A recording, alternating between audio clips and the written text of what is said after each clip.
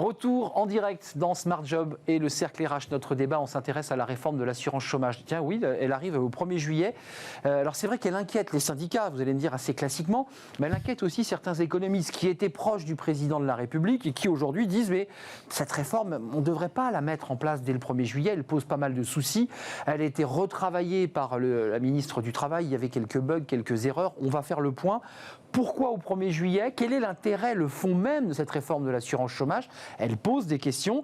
Est-ce que c'est pour des raisons économiques? Est-ce que ce sont pour des raisons de réduction des contrats courts? Puisque c'est l'argument évoqué par le gouvernement. On va faire le point avec mes invités et j'espère qu'on y verra un petit peu plus clair. Sylvain Maillard, merci d'être avec nous. Vous êtes député de La République En Marche de Paris.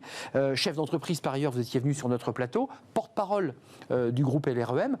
Et vous défendez cette réforme, malgré d'ailleurs Muriel Pénicaud, qui il y a quelques jours disait « je ne suis pas sûr que ce soit le bon moment ». Enfin, elle a été, rappelons-le, ministre du Travail.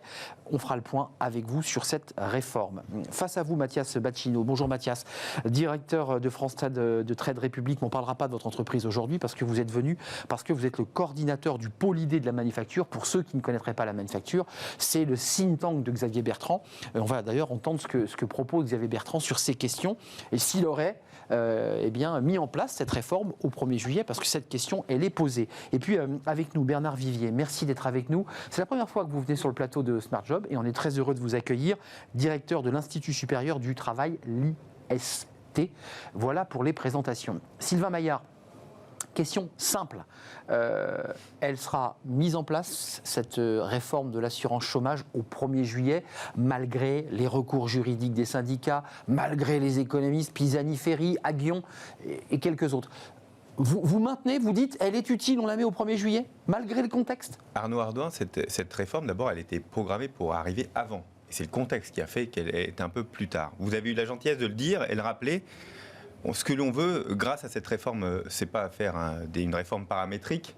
On est dans le quoi qu'il en coûte encore à l'heure actuelle.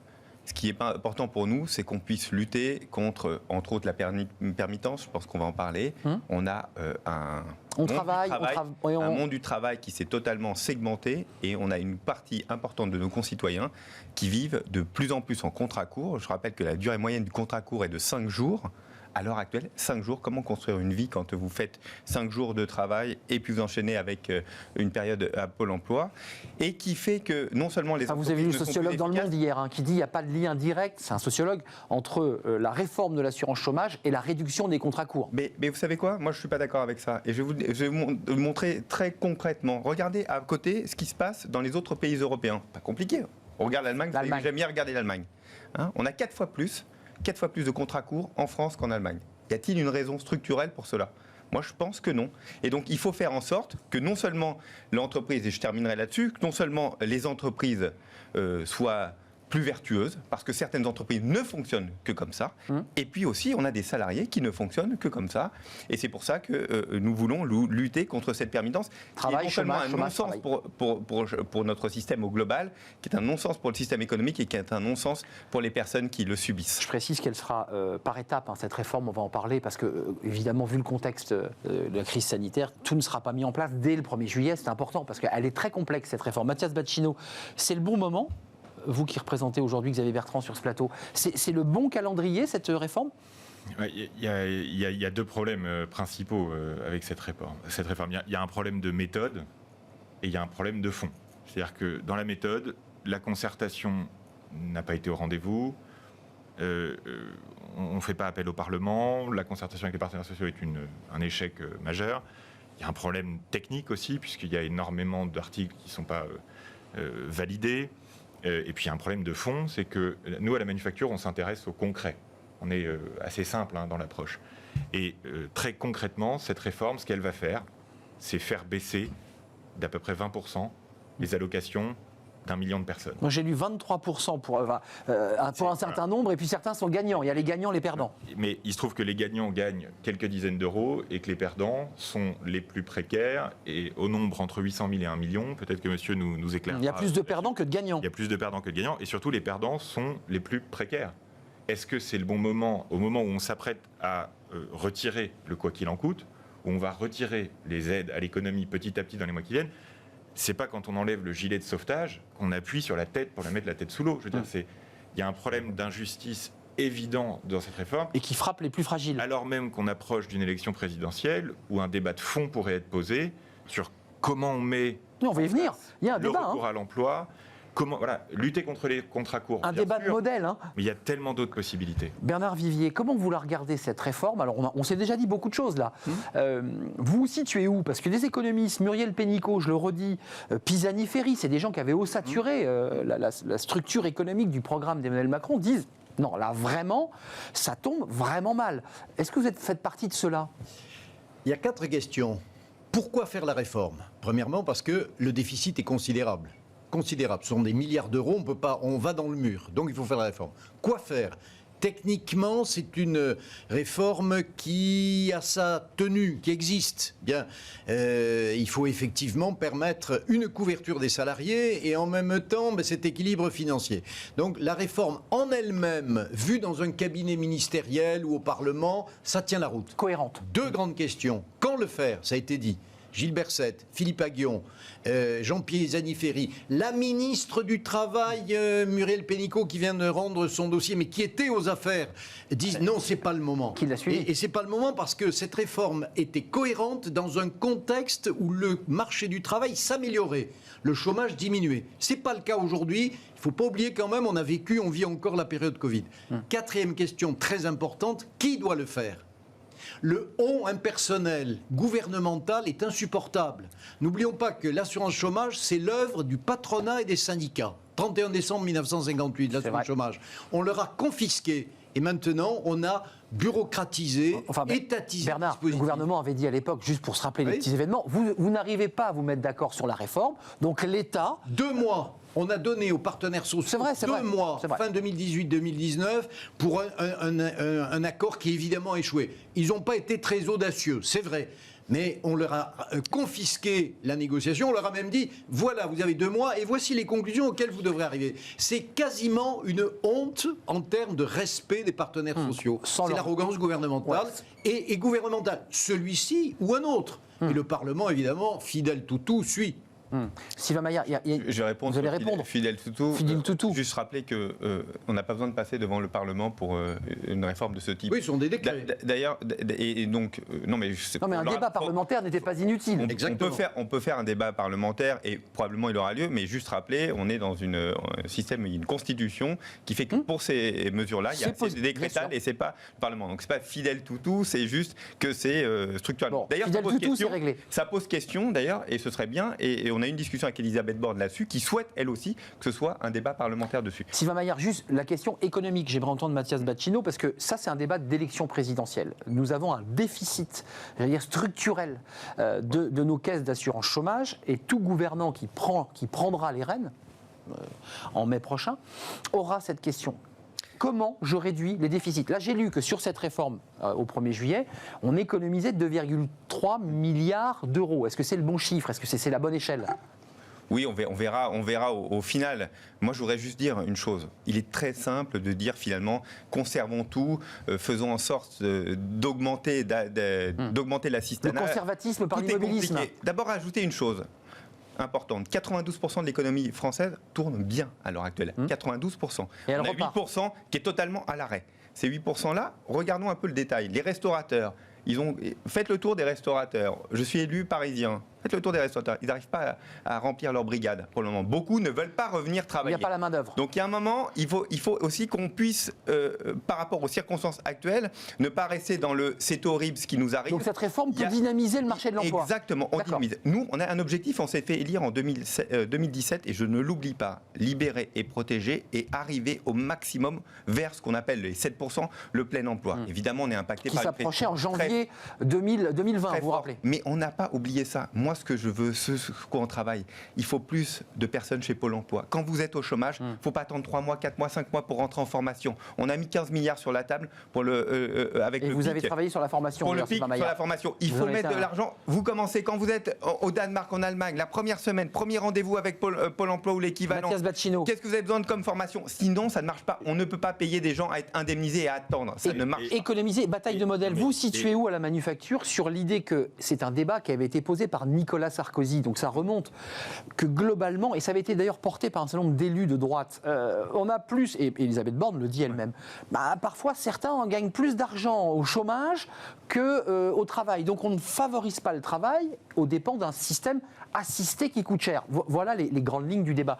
Comment vous vous situez ? Est-ce que vous êtes d'accord pour refonder ce modèle, ce système-là? Et Bernard Vivier, parce qu'il a des choses à dire. À la Manufacture, les milliards, c'est bien, mais la vraie vie, les gens, c'est mieux. Et cette réforme, concrètement, ce qu'elle va faire, c'est de faire baisser de 20% les allocations d'1 million de personnes. Donc c'est ça. Ils auront moins à la fin du mois. Nous contestons ce chiffre. Les économies, vous le contestez? L'UNEDIC le montre et les économistes, y compris ceux qui étaient proches de vous il y a quelque temps. Voilà, bon. On voit bien ici que le gouvernement a simplement besoin de maintenir une apparence de capacité de réforme, mais se trompe de combat. C'est... monsieur le député, vous qui êtes fan de Star Wars, c'est le côté obscur de la force, cette réforme. Franchement, il n'y a pas de cas où cette réforme va faire générer des économies, va réduire la lutte contre les contrats courts, à part dans la tête d'un conseiller ministériel. Donc, il faut lutter contre les déficits. Mais je ne suis pas du tout d'accord. Il y a énormément de manières de le faire. On peut s'attaquer à la fraude sociale et fiscale. Le bonus-malus, vous êtes contre ? Ce qui m'importe, moi, c'est comment on lutte efficacement contre les contrats courts. La meilleure manière de le faire, c'est peut-être de réfléchir à une réforme structurelle autour du contrat de travail unique. Là, il y a de l'efficacité. Pour supprimer ces sigles et ces acronymes. Contrat de grille, contrat court.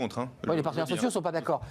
Bernard Vivier, sur la question du modèle, ça c'est le débat présidentiel qui sera arrivé. Chaque candidat aura peut-être le concours Lépine de dire « moi j'ai trouvé la solution pour repartir au plein emploi dans une situation de crise dont on mettra un certain nombre de mois, peut-être même d'années, à se relever ».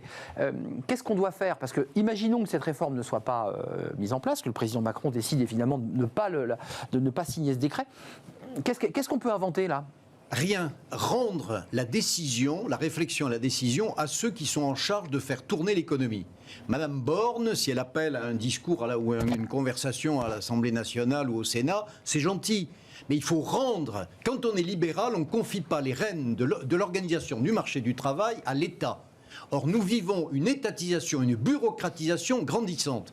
Le MEDEF, ce mois-ci, a fait une proposition... Favorable, d'ailleurs. Oui, mais sur le fond, la réforme se tient. Bien évidemment, les contrats courts, ça va écorcher des entreprises, mais d'autres organisations, des organisations syndicales vont dire, attendez, il y a d'autres... Ça, c'est quoi ? C'est la matière d'une négociation nationale interprofessionnelle. Il faut rendre la gestion de l'assurance chômage... Un ANI. Exactement, aux partenaires sociaux et transférer à l'État tout ce qui relève de la solidarité. Cette réflexion, on peut la voir aussi dans le domaine des retraites.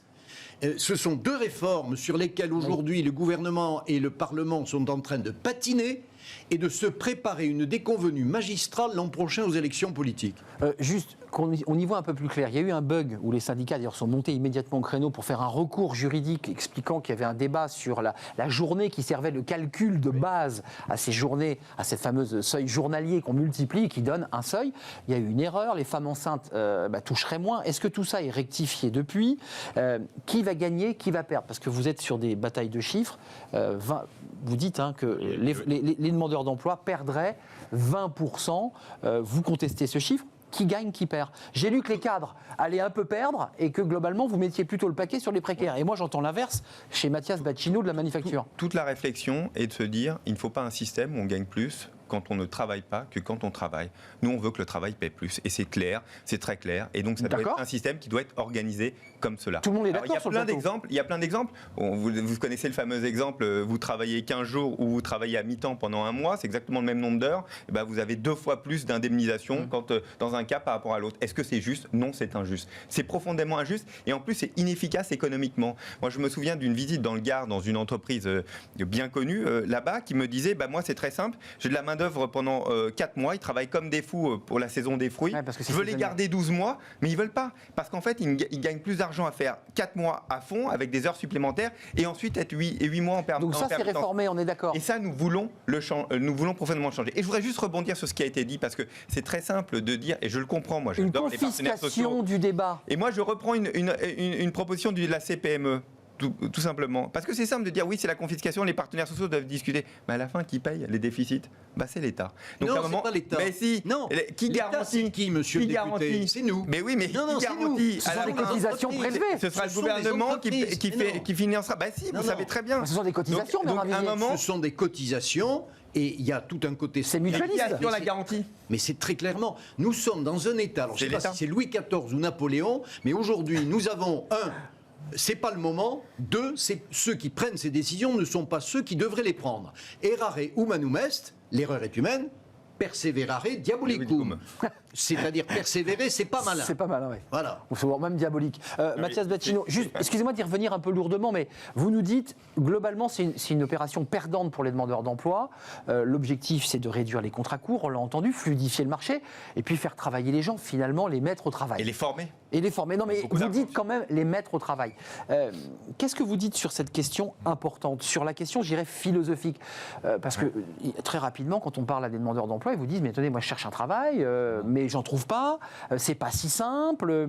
Est-ce qu'il y a un problème de rencontre entre l'offre et la demande au lieu de la fainéantise qu'on peut... Il y a deux choses. Il y a une différence fondamentale d'approche, de philosophie. C'est-à-dire que cette réforme, la mettre en place maintenant, c'est considérer que la priorité, considérer que fondamentalement, les chômeurs ne cherchent pas d'emploi. Les chômeurs ne veulent pas travailler. Ça, c'est la petite musique qu'on entend. Et de la même manière que les sans-abri ne choisissent pas de dormir, pour l'immense majorité d'entre eux, de dormir dehors, les chômeurs, pour l'immense majorité d'entre eux, ne choisissent pas d'être au chômage. C'est une évidence. Il faut avoir des chômeurs autour de soi et connaître le terrain pour bien s'en apercevoir. C'est le cas à la manufacture. Et donc, aujourd'hui, le sujet le plus important, est-ce que c'est de lutter contre une petite minorité de chômeurs qui ne veulent pas travailler, de fraudeurs, ou de travailler sur le fond des choses, sur la structure opérationnelle pour remettre les gens au travail. Pour cela, il y a une proposition qui a été faite, entre autres par Xavier Bertrand, qui consiste à dire, en centrale, on est très fort pour indemniser, pour gérer le système d'indemnisation. L'UNEDIC. Confions aux régions, comme on l'a fait, comme Xavier Bertrand l'a fait dans les Hauts-de-France avec Proche Emploi, confions aux régions le fait de rapprocher les entreprises qui cherchent des emplois, des demandeurs d'emploi, avec de la formation quand c'est nécessaire, évidemment, mais soyons concrets, soyons sur le terrain. Vous êtes un homme d'entreprise, il faut arrêter de toujours inventer des systèmes étatiques ou régionaux pour rapprocher les entreprises. Ce sont des entreprises, elles sont de droit privé, elles s'organisent. Ce qu'il faut, c'est qu'on puisse former, pardon, je vous ai interrompu, mais qu'on puisse former les personnes. Dans les grands bassins, dans le Nord, où est élu Xavier Bertrand, évidemment, il y a des grandes difficultés de formation et de non-adéquation entre des personnes et des besoins, mais il faut les former, il faut l'organiser. On ne va pas indemniser des gens éternellement alors qu'il n'y a pas de sortie. Il y a eu le débat de Pôle emploi, faire exploser Pôle emploi. Cette question a été posée. Des moyens ont été donnés à Pôle emploi, c'est incontestable. On reste toujours sur cette structure centralisée qui à la fois accompagne et indemnise. On revoit le modèle ou est-ce qu'on doit d'abord revoir la pensée philosophique? Parce qu'il y a un débat de structure, très technostructure, et de philosophie. La question du débat structure, malheureusement, il est passé. On ne va pas pouvoir le remettre. On touche plus à rien là. Autrefois une assurance chômage et nous avions les ACDIC et la NPE. Et la NPE. Bon, les structures qui cherchaient du travail, qui aidaient à chercher du travail et les autres qui indemnisaient. On a tout fusionné. Il y avait 2 tuyaux de 10, on a fait un tuyau de 20 et ça passe pas mieux. C'est même pire, c'est affreux. Bon, donc la question, les régions, c'est terrible, ce que vous dites. Les régions peuvent avoir leur mot à dire, mais ce qui est important, ce sont les partenaires sociaux. Les partenaires sociaux ont écrit au président de la République le 22 juin 2020. Ils s'y sont tous mis. Pas de réponse. Le MEDEF, au mois de février, avec 4 organisations syndicales sur les 5 représentatives, avec la CGT qui parlait, a dit nous voulons nous approprier la construction du dialogue social. Cette réforme de l'assurance chômage, elle est très importante parce qu'il faut retrouver l'équilibre. Attention, il faut retrouver l'équilibre dans beaucoup de domaines. Donc c'est une réforme Pourquoi financière. Ce sont les partenaires sociaux, ils sont les mieux placés pour le faire. Parce que ce sont les mêmes patronats et syndicats qui peuvent réfléchir aussi à l'apprentissage, à la formation professionnelle, aux reconversions professionnelles, aux transitions professionnelles. La réponse au chômage, c'est évidemment l'indemnisation. Il faut que le système soit équilibré. Et incitatif, bien sûr. On ne peut pas payer un chômeur plus que quelqu'un qui travaille. Mais Ce qu'il faut, c'est rénover le système d'éducation nationale, de formation initiale. Dès la base. Dès la base. Bien sûr. Voilà. Évidemment. Et tout cela, c'est important. Et la notion de reconversion professionnelle est une notion importante. J'ai eu le grand bonheur de faire, il n'y a pas très longtemps, un rapport au Conseil économique, social et environnemental sur les reconversions professionnelles. Le débat que nous avons eu avec tous les partenaires sociaux, c'était évidemment de dire, reconversion professionnelle, très vite, allons vers les transitions professionnelles. Exact. Se former tout au long de la vie, donner à chaque personne. Vous êtes d'accord avec Sylvain Maillard, mais bien sûr. qui évoque la formation Mais bien sûr, très tôt. et la responsabilité de l'éducation nationale et de tous les systèmes est importante. Qui va pouvoir le faire ? Le monde du travail, c'est-à-dire le monde des dirigeants d'entreprise et des représentants du personnel. Alors, il y a un mot quand même, on a entendu, il y a quand même l'idée d'économiser chaque année avec cette réforme plusieurs milliards d'euros. Il y a un point sur lequel vous n'avez pas touché, qui est assez étonnant, parce que qui devrait aller dans votre sens. Pour accéder à ces droits, il avait été évoqué de devoir travailler 6 mois, puis finalement, vous êtes resté sur 4 mois. Le décret indique qu'il faut n'avoir travaillé que 4 mois, qui est assez contradictoire finalement avec ce que vous évoquiez tout à l'heure, avec cette idée de permittant, de gens qui travaillent une petite durée, puis qui derrière touchent le chômage. Pourquoi ne pas avoir allongé la durée de travail pour accéder aux droits ? Je le dis très clairement, nous allongerons cette durée, de passer de 4 mois à 6 mois. Pas dans la réforme du 1er juillet. Quand les conditions seront plus favorables, 2022-2023, nous espérons une croissance assez forte, d'ailleurs en fin d'année et dès 2022. Si les conditions s'améliorent très clairement et que les chiffres du chômage s'améliorent, évidemment, nous rendrons ça comme nous l'avions prévu, c'est-à-dire 6 mois d'indemnisation sur les 24 derniers mois. Moi, je crois que c'est quelque chose d'équilibré. Je le redis encore une fois, c'est essentiel. C'est pas l'avis de tout le monde, Sylvain Maillard. Oui, vous l'avez entendu, évidemment. L'essentiel, c'est qu'on mette plus de moyens sur Pôle emploi. On doit plus accompagner. Quelqu'un qui tombe au chômage a besoin énormément d'assistance. Il a besoin de se reconstruire une vie très souvent. Il a besoin de nouvelles perspectives. Il a besoin de formation. C'est là où on n'est pas très bon en France. Vous savez, la moyenne, quand on est arrivé en 2017, la moyenne pour rentrer en formation, c'était 7 mois. Il fallait attendre 7 mois de chômage pour enfin débuter une formation. Et bien ça, avec l'argent que nous avons mis sur le PIC, 15 milliards, on est en train d'améliorer. On est entre 2 et 3 mois à l'heure actuelle. On peut encore s'améliorer. Le compte de formation professionnelle, dont les partenaires sociaux étaient quand même très hostiles, permet à chacun d'entre nous de pouvoir s'en saisir. Il y a des débats, ça fonctionne, mais il y a des débats. Et je vais sur la finir qualité de la formation. L'apprentissage, si on avait écouté les régions, on ne l'aurait pas fait, la transformation de l'apprentissage. Si on avait écouté les partenaires sociaux, on ne l'aurait pas fait, et ça cartonne. C'est faux. Moi j'entends, mais écoutez, on n'a jamais eu autant d'apprentis en France. Et ça, c'est l'État ou c'est les régions ? Dans un contexte particulièrement difficile. Ou les partenaires sociaux. Il faut sociaux. l'accepter. Nous, on était persuadés que la réforme était profonde. A soutenu cette réforme, vous le savez très bien. Écoutez, j'ai porté la réforme. Je vous assure que les régions, je me le disais encore la semaine dernière. Je n'ai pas entendu. Non, mais j'attaque pas forcément Xavier Bertrand. Je dis les différents présidents de région étaient vraiment hostiles à ça et ont tout fait pour bloquer parce qu'ils voulaient garder leurs prérogatives. On a libéré l'apprentissage et ça marche. Et tant mieux, on a des apprentis de plus en plus dans toutes les entreprises. C'est un très beau signal. Olivier, avant de nous quitter, parce que j'ose pas poser la question à deux personnalités engagées évidemment dans une campagne présidentielle, puisque c'est finalement une thématique de campagne.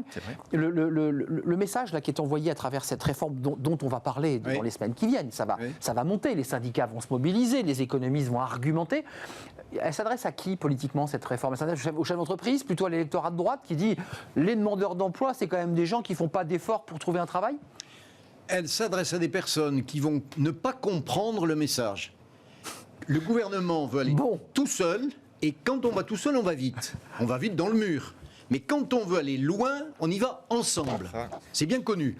Et ensemble, c'est pas tout seul en préparant les élections politiques. Ce n'est pas une affaire politicienne ou politique, c'est une affaire plus vaste. Si on met de côté les partenaires sociaux, patronat et syndicats, on aura un jour le boomerang. Alors on peut l'avoir dans la rue, avec des violences. C'est ce qu'on a lu. Parce qu'il y a un discrédit et des partis, et des syndicats et des organisations patronales, c'est très grave. Ou alors, on aura une sanction dans les urnes. Voilà.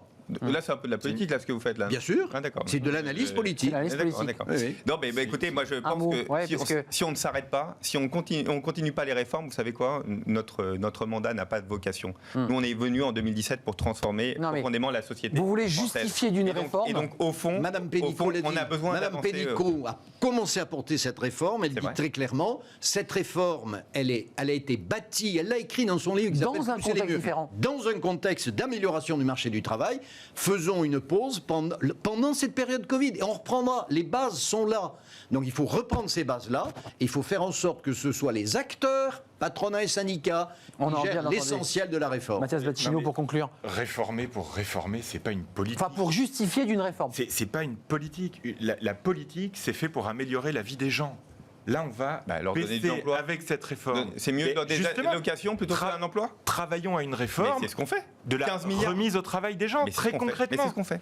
Il faut faire confiance au terrain, mais comme disait très justement monsieur, la confiance, c'est pas le fort de ce gouvernement. Merci à vous trois. J'ai bien peur, voilà, ça sera le mot de la fin, et un sourire de Sylvain Maillard, un peu dépité, il n'aura pas la réponse. En tout cas, je suis intimement convaincu que jusqu'au 1er juillet, un certain nombre d'acteurs de ce sujet vont s'exprimer, exprimeront peut-être leur désaccord ou leur soutien. Il y a quelques économistes libéraux qui continuent à dire que c'est un élément de relance, cette réforme de l'assurance chômage, il faut quand même le préciser, mais ils sont quand même moins nombreux que ceux qui la contestent. Mathias Baccino, merci d'être venu, vous êtes le coordinateur du pôle idée de la manufacture, ça c'est la manufacture de Xavier Bertrand, on l'aura bien compris.